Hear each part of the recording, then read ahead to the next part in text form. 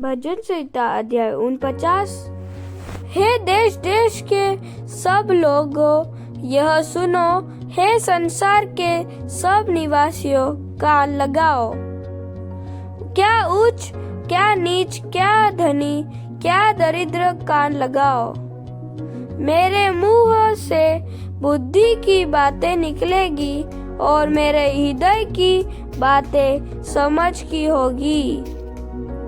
मैं नीति वचन की ओर अपना कान लगाऊंगा। मैं वीणा बजाते हुए अपनी गुप्त बात प्रकाशित करूंगा।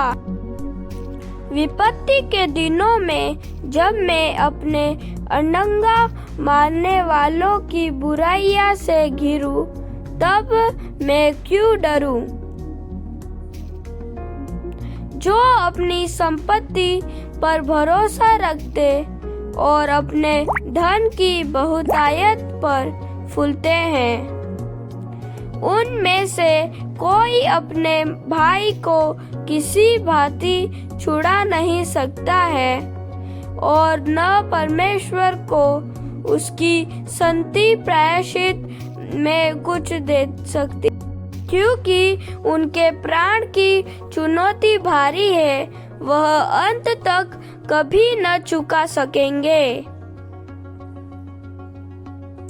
कोई ऐसा नहीं जो सदैव जीवित रहे और कब्र को न देखे, क्योंकि देखने में आता है कि बुद्धिमान भी मरते हैं और मूर्ख और पशु सरीखे मनुष्य भी दोनों नाश होते हैं और अपनी संपत्ति औरों के लिए छोड़ जाते हैं। वे मन ही मन यह सोचते हैं कि उनका घर सदा स्थिर रहेगा और उनके निवास पीढ़ी से पीढ़ी तक बने रहेंगे।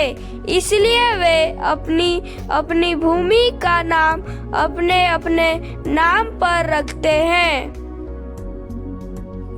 परंतु मनुष्य प्रतिष्ठा पाकर भी स्थिर नहीं रहता। वह पशुओं के समान होता है जो मर मिटते हैं। उनकी यह चाल उनकी मूर्खता है, तो भी उनके बाद उन लोग उनकी बातों से प्रसन्न होते हैं। वे अधोलोक की मानो भेड़ बकरियां ठहराए गए हैं।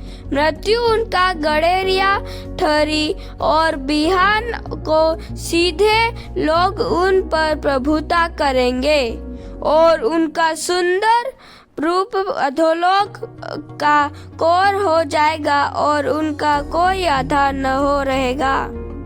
परंतु परमेश्वर मेरे प्राण को अधोलोक के वश से छुड़ा लेगा, क्योंकि वही मुझे ग्रहण कर अपनाएगा।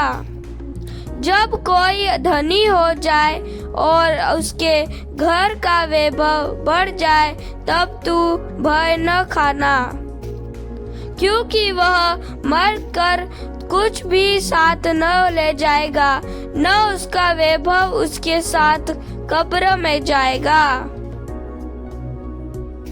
चाहे वह जीते जी अपने आप को धन्य कहता रहे, जब तू अपनी भलाई करता है तब वे लोग तेरी प्रशंसा करते हैं। तो भी वह अपने पुरखाओं के समाज में मिलाया जाएगा, जो कभी उजाला न देखेगा। मनुष्य चाहे प्रतिष्ठित भी हो, परंतु यदि वे समझ नहीं रखते, तो वे पशुओं के समान है जो मर मिटते हैं। आमीन।